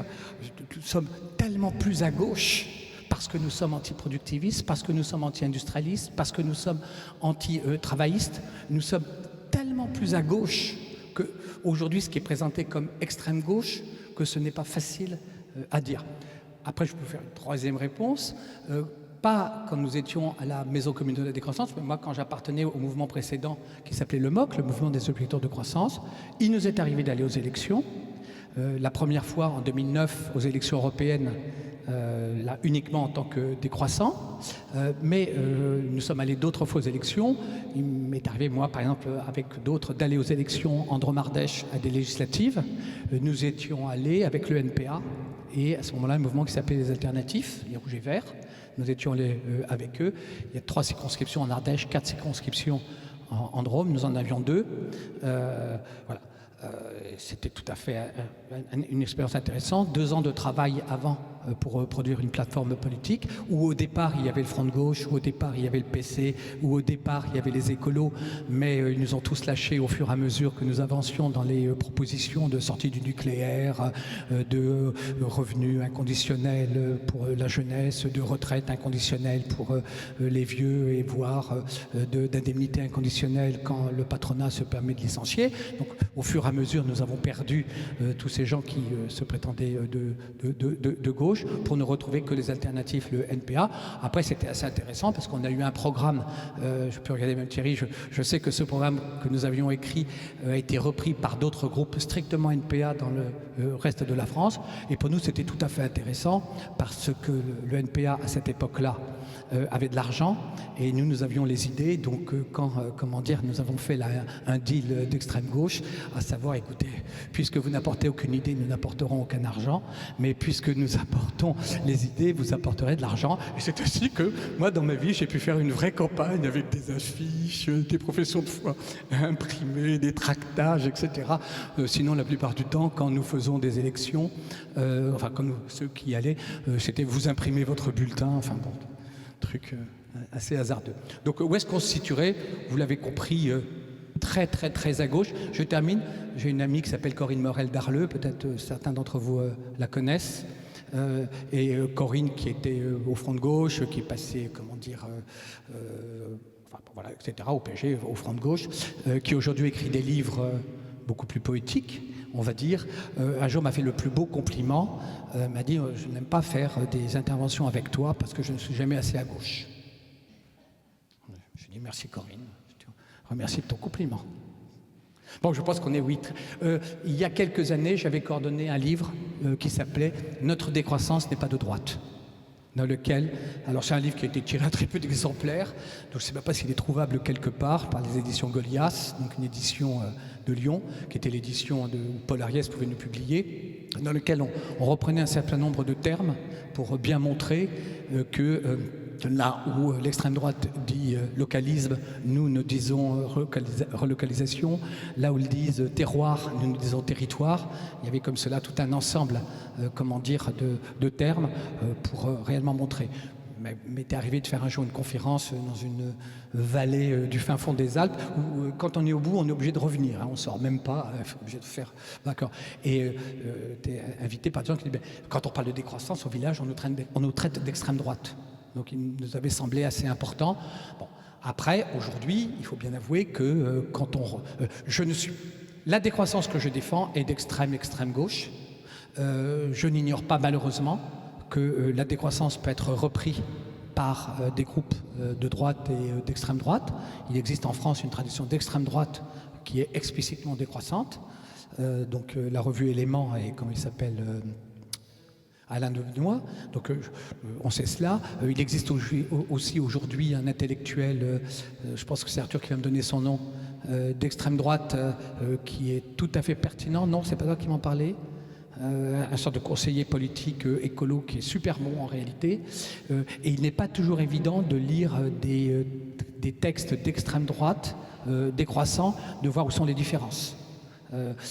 Et après, on n'ignore pas malheureusement que, sur un certain nombre de questions, sur la question de l'homophobie, sur la question du soutien à la résistance ukrainienne, sur la question du Covid, cela a tracé des lignes rouges très très fortes entre certains décroissants et d'autres.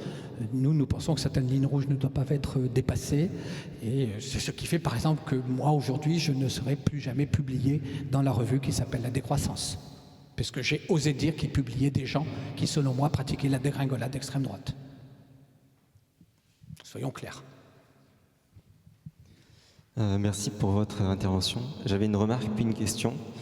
La remarque, c'est que je ne suis pas d'accord avec l'idée de dire que le régime politique serait vraiment la première brique.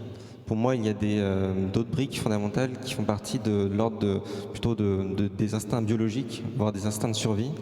Je pense notamment à l'envie, j'ai l'impression sociétale, qu'on serait vraiment prêt à tout pour croître dans le domaine de la santé, à faire beaucoup de sacrifices pour toujours croître des manières différentes de combattre la mort sur le long terme.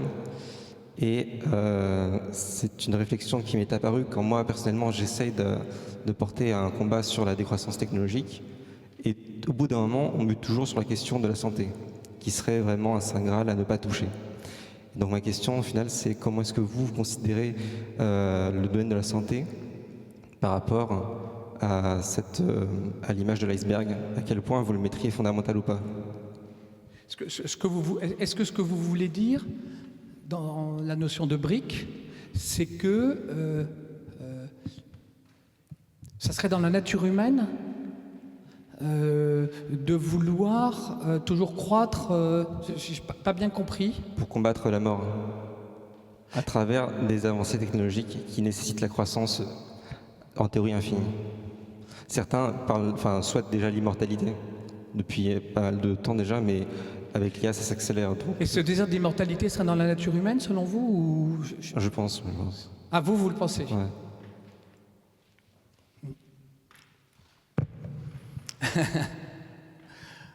Bon, d'accord.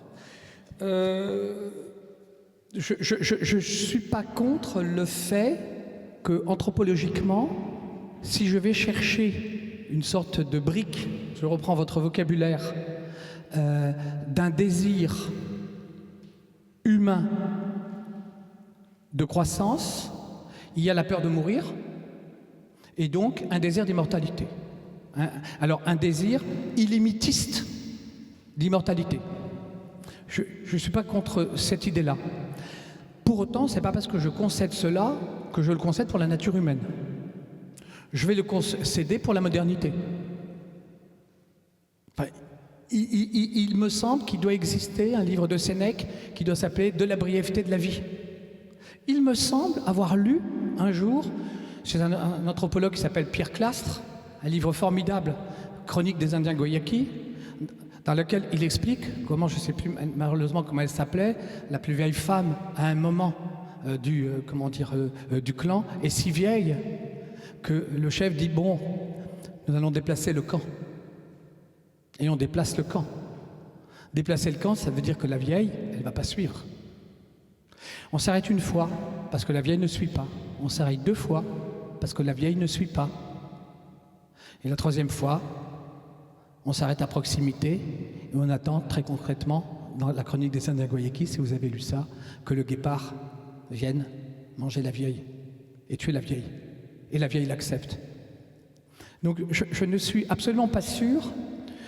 Je n'ignore pas à quel point l'homme blanc occidental fait croire que ce qui est sa particularité culturelle est naturel. J'ai suffisamment vécu en Afrique pour savoir à quel point le blanc croit qu'il est un homme universel. Donc je ne nie pas du tout qu'il y ait ce désir d'immortalité. Et je vais même plus loin. Je suis prêt même à accepter que ce soit un désir d'immortalité occidental. C'est-à-dire que je suis même prêt à accepter qu'il y a là quelque chose qui peut-être naît dès la Grèce. Je n'ignore pas, par exemple, qu'il existe une intellectuelle que j'aime beaucoup, qui s'appelle Hannah Arendt, et que Hannah Arendt, quand elle décrit ce qu'est une vie réussie, montre que cette vie réussie, en quelque sorte, se décompose en deux grandes catégories. Elle le dit toujours en latin, la vita contemplativa et la vita activa. La vita contemplativa, c'est, pour ceux qui savent, le livre 10 de l'Éthique Nicomaque d'Aristote. Et la vita activa, vous le savez peut-être, c'est l'idée que dans la vie active, nous recherchons quelque chose qui est de l'ordre de l'immortalité. Et nous l'accomplissons par trois types d'activités, qui est, je ne vais pas faire une exposé sur Hannah Arendt, le travail, l'action et l'œuvre. Et elle montre qu'en réalité, nous travaillons pour assurer notre survie, donc là pour ne pas mourir, ce qui est pas encore... Ce qui est quelque chose qui est... La moindre des choses quand on veut être immortel, c'est de ne pas mourir. Hein. Donc chacun comprend bien... Ah oui, c'est un peu bébête de dire ça, mais bon, si tu meurs, ton immortalité, il y en a un peu... C'est terminé, fin de l'histoire. Donc c'est ce que Hannah Arendt appelle travail, c'est l'ensemble des activités que nous faisons pour poursuivre notre survie animale. Et pour cela, Hannah Arendt dit, en même temps, chacun comprend bien que pour cela, nous accomplissons un certain nombre d'activités et que ces activités sont éphémères. Pour le dire vite, les objets que nous produisons par le travail n'existent que le temps de les consommer. Et donc, ces objets-là n'ont pas de durée. D'où, chez l'idée d'Hannah Arendt, l'idée que la sphère du travail est très profondément, anthropologiquement, insatisfaisante. C'est pourquoi Hannah Arendt dit il y a un deuxième type d'activité qui va venir sauver, elle utilise même le terme de rédemption, le salut, sauver la dimension passagère du temps des activités, des produits de consommation. Et à ce moment-là, c'est elle qui véritablement introduit pour la première fois la notion de monde. Même quand à Notre-Dame-des-Landes, on parle de l'aéroport sans monde, on ignore quelquefois que cette idée de monde vient de Hannah Arendt. Et que le monde, c'est quoi? C'est l'ensemble des objets que nous produisons pour qu'ils durent. Pour qu'ils durent. Cela va des outils jusqu'aux œuvres d'art. Cela va des outils jusqu'aux œuvres d'art. Et les œuvres d'art elles-mêmes, c'est elles qui ont le plus, parmi tous les objets que nous produisons, les routes, les maisons, les monuments, tout ce qui fait que quand les hommes meurent, les objets restent, les monuments restent, les routes restent, la civilisation reste, le monde reste. Le monde demeure, la demeure demeure, la maison demeure. Mais même cette forme-là n'est pas suffisante parce que, aussi bien comme le travail, les activités de l'œuvre ne peuvent être accomplies tout seuls. Et c'est pourquoi Hannah Arendt rajoute un troisième niveau qu'elle appelle l'action, qui est en réalité la parole et l'action, qui est en réalité l'interaction et l'interlocution, où nous accomplissons des activités politiques, où là, véritablement, nous allons atteindre l'immortalité. Alors là, vous êtes en train de m'écouter, il est en train de me concéder ce que je suis en train de dire. Sauf que, là où Hannah Arendt est très bonne, c'est qu'elle montre que, alors je ne vais pas rentrer, il ne faut pas trop rentrer dans les détails de la philosophie d'Hannah Arendt, mais cette philosophie consiste à dire que dans l'action politique et dans l'interlocution politique, nous visons l'immortalité. Ah, ben attention, politique, pas l'immortalité individuelle. Dans un livre qui s'appelle « Qu'est-ce que la politique ?», Hannah Arendt commence en disant « L'homme n'existe pas, il n'existe que des hommes ». Et la condition humaine de l'action et de l'interlocution humaine, c'est la pluralité. Qu'est-ce que ça veut dire la pluralité? La pluralité, c'est que nous agissons toujours pour les autres, avec les autres, contre les autres éventuellement, mais toujours au milieu des autres. Et cette immortalité, Hannah Arendt montre, oui, éventuellement, c'est quelque chose qui peut, mais nous le faisons dans la transmission des générations les unes après les autres. Ça va même beaucoup plus loin que ça, parce que chez Hannah Arendt, elle-même, elle va s'apercevoir que de la même façon que le travail a sa faille, parce que les objets n'existent que le temps, de la même façon que les œuvres ont leur faille, qui est le fait que les outils n'ont de valeur qu'en tant qu'utiles, vous enlevez le « o » de « outil » et vous avez « utile », et qu'au fond, elle-même dit, mais quelle est l'utilité de l'utilité? Ça ne donne pas un sens. L'utilité, ça n'a pas d'utilité. Et donc, c'est pourquoi elle-même montre qu'à chaque niveau, il y a une faille du travail qui est, donc j'ai dit la faille, etc. Et elle dit, mais est-ce que l'action a une faille? Ah ben oui, l'action a une faille, parce que je ne sais pas si vous avez déjà fait des projets avec les autres. Ça ne marche pas. Les autres sont faillibles. Les autres, nous dit Hannah Arendt, sont fragiles. Je ne sais pas si vous avez déjà fait des projets avec des gens. Ça ne se passe jamais comme prévu. Pourquoi? Parce que non seulement les autres se souviennent des merdes qu'on a faites, et nous le reprochent, mais en plus, est-ce qu'on peut véritablement toujours compter sur les autres quand on se lance dans l'action? Et Hannah Arendt sait parfaitement que quand j'agis avec les autres, je me retrouve dans un monde imprévisible, mais irréversible. Et c'est bien là les deux caractéristiques selon Hannah Arendt du temps humain, l'irréversibilité et l'imprévisibilité. Et à ce moment-là, elle dit, alors tout ce que nous faisons quand nous faisons de l'action politique, c'est marqué du sceau de l'imprévisibilité, ce que moi, je regarde les amis de la MCD, quand je dis que nous, quand nous voulons prévoir quand nous voulons parler politiquement de révolution, nous ne devons plus le dire en disant que nous allons la provoquer ou que nous allons la prédire. Nous ne sommes pas des prophètes, nous ne sommes pas des magiciens, nous ne sommes pas des magiciens pour provoquer la révolution, nous ne sommes pas des prophètes pour prédire la révolution. La seule chose que nous pouvons faire, c'est nous préparer à la révolution. Et les seules révolutions qui n'ont jamais réussi, et des révolutions qui avaient été préparées. La révolution française est réussie parce qu'elle est préparée par le siècle des Lumières.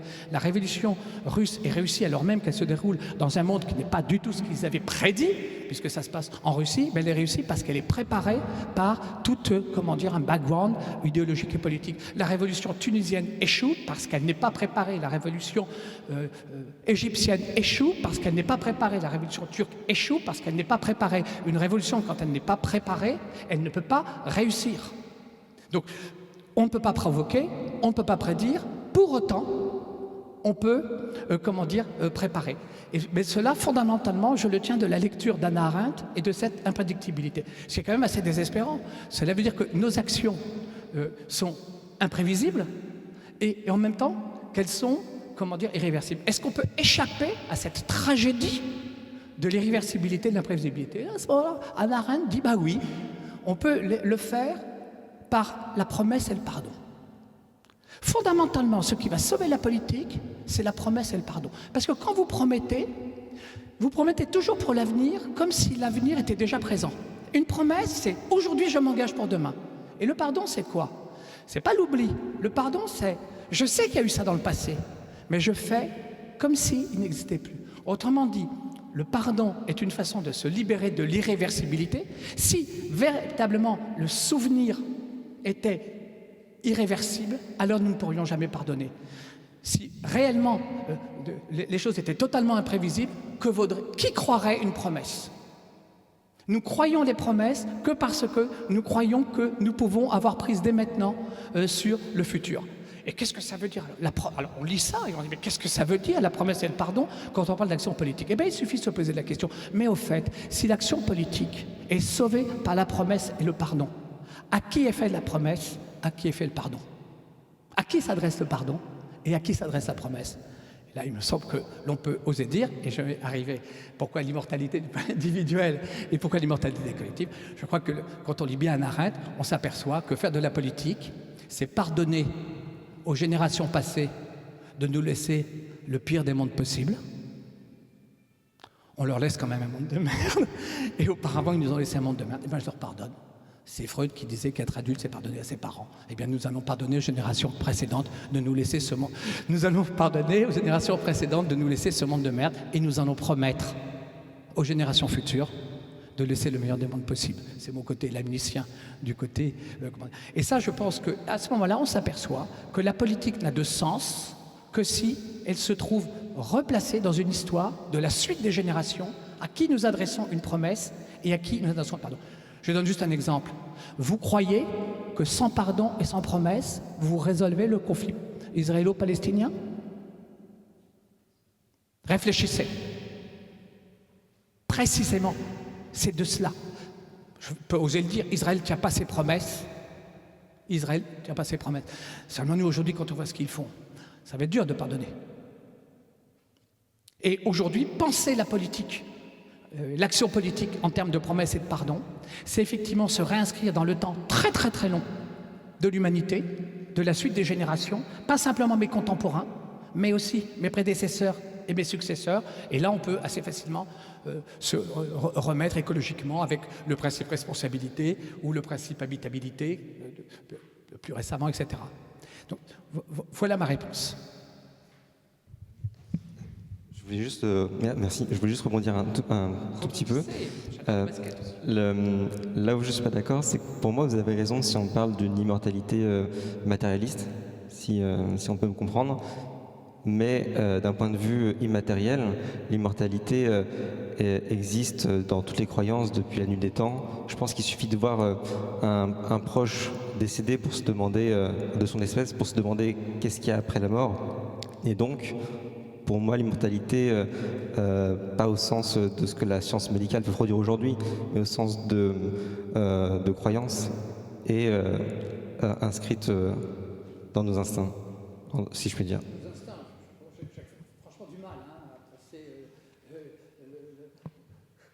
À penser l'homme avec des briques instinctives. Oui. J'ai du mal à penser en termes d'instinct. Je dis franchement, il me semble qu'il y a là un naturalisme qui est véritablement quelque chose d'occidental. C'est typiquement une... Bon, je ne crois pas qu'on puisse penser en termes d'instinct. Je ne le crois pas. Oui. Pardon, ça va? Bon, voilà, on a un point de désaccord, hein. Mais ça ne nous empêche pas d'être sur des rayons diamétralement opposés sur cette question et de partager un noyau de la décroissance. Je ne crois pas que la question soit effectivement dans le noyau. Je ne crois pas que votre question soit dans le noyau. Donc voilà, c'est un désaccord qui est fécond. Aujourd'hui, j'ai le sentiment que le monde est entraîné par la croissance. Il est pris au piège de la croissance, on va dire. La première étape, il faut donc essayer de commencer à décroître. Dans ma compréhension limitée, celui qui commence à décroître, le pays qui commencera à décroître, se met en position de fragilité.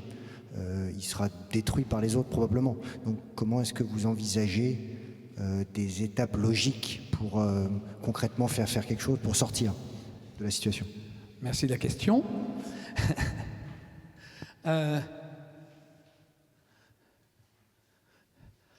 Il est évident que dans le monde de la croissance... Bon, il faut commencer par poser le problème. Non mais, on va commencer par poser le problème. Le problème, pour moi, vous avez donné une branche du problème. C'est qui est la sortie du monde de la croissance. Si, comme je suis en train de le dire, la croissance est à ce point une emprise qui n'est pas seulement économique, qui est socio-culturelle et qui est politique, ce que je dis là n'a pas facilité, comment dire, l'idée d'une sortie de la croissance. Je suis entièrement d'accord. Pour autant, est-ce que nous ne sommes jamais sortis d'un système de domination? Et quand on sort d'un système de domination, est-ce qu'à chaque fois, ça s'est fait tous ensemble ou pas tous ensemble?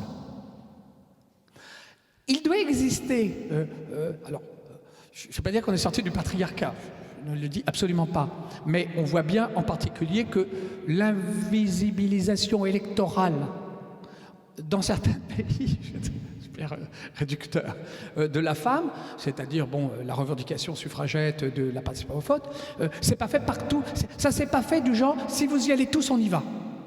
Ça s'est fait par certains, etc. La sortie de l'esclavage, elle ne s'est pas faite tous ensemble. Donc, que l'on puisse sortir, c'est effectivement difficile quand on est les premiers à le faire ou quand on est les seuls à le faire. Pour autant, dans l'histoire, on ne manque pas d'exemples d'émancipation, donc de sortie d'aliénation réussie. De fait. Alors, vous pourriez m'objecter, vous auriez raison, et je me fais tout de suite l'objection, ce ne sont en réalité que des victoires limitées et on reste toujours dans un paradigme de croissance. Là, je suis d'accord. C'est pourquoi je passe à la seconde branche de mon problème. Oui, vous avez raison, mais d'un autre côté, je pense qu'il faut comprendre qu'à moins d'avoir des solutions magiques, à moins de croire que ceux qui vont nous faire sortir sont des saints ou une élite particulièrement éclairée, il faut bien comprendre que nous ne pouvons, en jouant sur les mots, nous ne pouvons partir d'un monde qu'à partir de ce monde-là. Moi, je le vois bien, qui pendant longtemps milité dans les monnaies locales, les modèles locaux complémentaires, c'est-à-dire ces monnaies, vous savez, au départ, qui commencent en disant une unité de mesure locale vaut 1 euro. Et tout le monde disait, oui, mais écoutez, vous n'êtes pas dans la rupture. Sauf que je veux dire, oui, on commence par là, et sur 10 ans, nous faisons un plan de décroissance monétaire qui va nous amener à une monnaie qui va rompre avec l'euro. Mais on ne peut pas le faire tout de suite. Donc c'est ça, moi, ce que j'appelle les trajectoires de décroissance. Et aujourd'hui, nous, à la MCD, nous sommes demandeurs de gens qui cherchent, qui font des thèses ou qui font des expérimentations concrètes, c'est-à-dire qui font soit du concept parce qu'ils font beaucoup de lectures, soit qui font du concept parce qu'ils sont dans la réalité la plus concrète. Et quand on est dans la réalité la plus concrète, quiconque est dans la réalité la plus concrète et dans une native concrète, sait que dans la réalité la plus concrète, on rencontre des problèmes.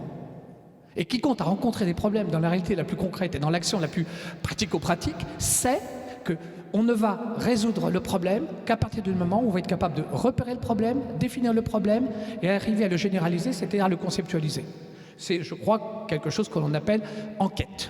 Quelqu'un qui s'appelle John Dewey, qui est vraiment très bien travaillé. Et donc, ce que je suis en train de dire, c'est qu'il y a deux façons de produire des concepts. On peut produire des concepts parce qu'on est un super universitaire. On peut produire des concepts. Donc, je dirais, dans ce cas-là, on va faire de la production de concepts top-down. Hein, mais ça peut être très intéressant. Moi, j'ai rien contre. Je lis beaucoup, je lis tout le temps. Maintenant, l'expérience montre que on peut produire des concepts à partir des expériences par le bas. Donc, ce que je suis en train de vous dire, c'est, au fond, que ce qui va permettre d'enclencher, parce que c'est ça en fait, hein, ce qui va permettre d'enclencher, ce sont les expérimentations les plus concrètes, donc ce qu'on appelle les alternatives concrètes. Jusqu'au XIXe siècle, sous le socialisme utopique, on appelait les expérimentations minoritaires. Sauf que moi-même, j'ai affiché tout à l'heure que ces alternatives concrètes étaient d'un apolitisme assourdissant. C'est pourquoi je vais le conclure autrement, aller chercher un panier d'AMAP, participer à la gestion de son AMAP, voire intégrer le réseau Miramap. Et donc,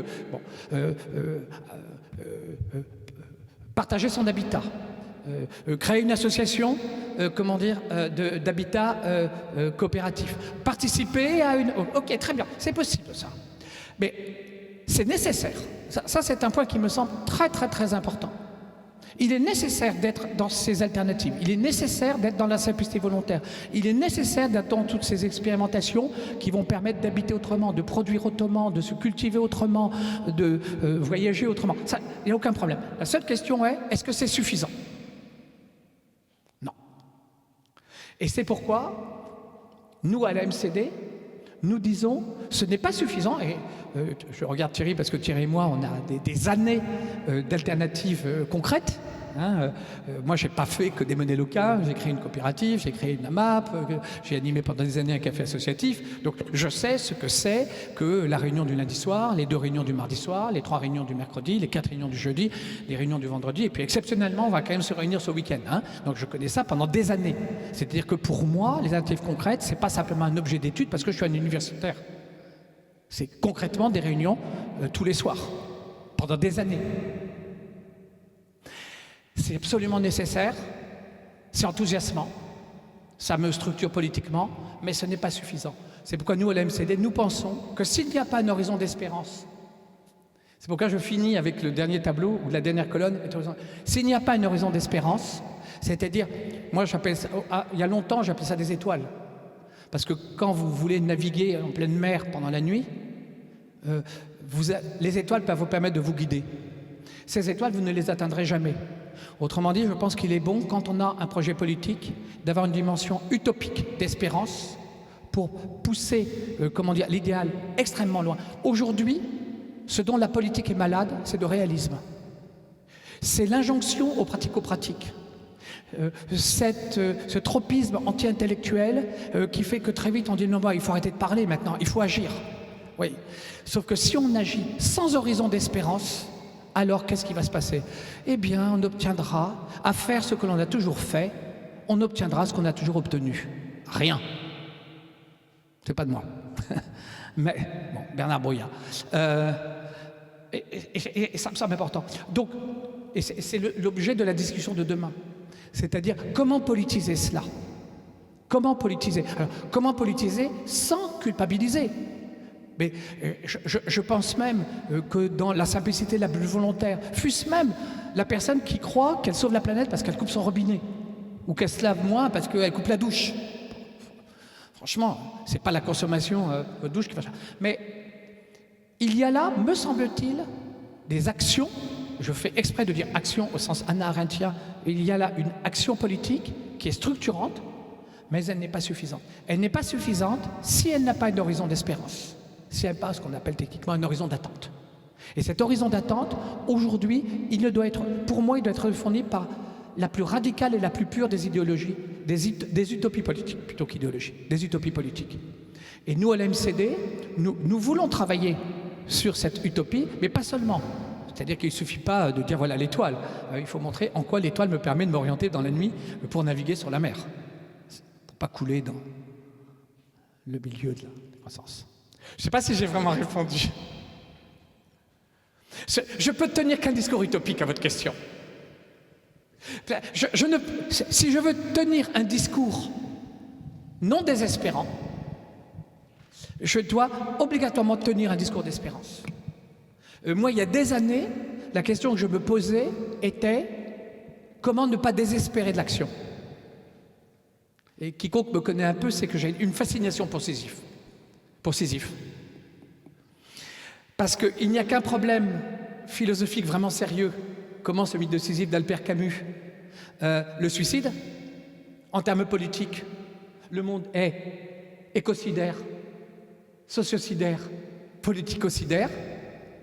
Donc j'ai une extension du domaine du suicide par rapport à Sisyphe, mais si vous avez lu Le mythe de Sisyphe d'Albert Camus, vous avez la dernière phrase. Il faut imaginer Sisyphe heureux. Et alors, si je voulais vraiment conceptualiser, même philosopher, je dirais que quand on rencontre, même au plus concret, ce problème-là, on a besoin d'une distinction conceptuelle entre l'espoir et l'espérance. On a besoin d'une distinction entre l'espoir comme la croyance que mon désir vont se réaliser et l'espérance qui est le désir que mes projets vont se réaliser. Moi, je n'ai aucune croyance que la décroissance s'installera. J'ai aucun espoir. Et comme j'ai bien lu Camus, j'ai bien compris que si je n'espère rien, alors je ne désespérerai jamais. Et si je ne désespère pas, parce que le désespoir est la perte de l'espoir, et si je ne désespère pas, alors je continuerai à agir. Ça, je l'ai lu en lisant La Peste de Camus. Et dans La Peste de Camus, il y a un médecin qui n'espère pas s'attaquer à la peste. Mais il se contente, le docteur Rieu, son expression entre guillemets, de faire son travail. Je fais mon travail d'intellectuel pour la décroissance, qui propose un message d'espérance, qui n'est pas un message d'espoir, parce que je ne veux pas le désespoir. Et la façon de ne pas désespérer, c'est précisément de ne pas cultiver l'espoir, de ne pas me raconter qu'un jour, mon prince anticapitaliste viendra. Je ne me raconte pas ça. Mais il faut une dimension d'espérance. Et cette dimension d'espérance, moi je la mets dans un certain nombre de valeurs que j'ai mis dans le tableau là pour finir. Il me semble que moi j'espère un monde où l'économie qui serait remise à sa place, petite, continuerait néanmoins dans ce que les écoféministes appellent l'économie morale de la subsistance, de nous permettre fondamentalement d'être au repos. Aujourd'hui, on voit bien comment l'économie a précisément pour fonction de nous interdire le repos.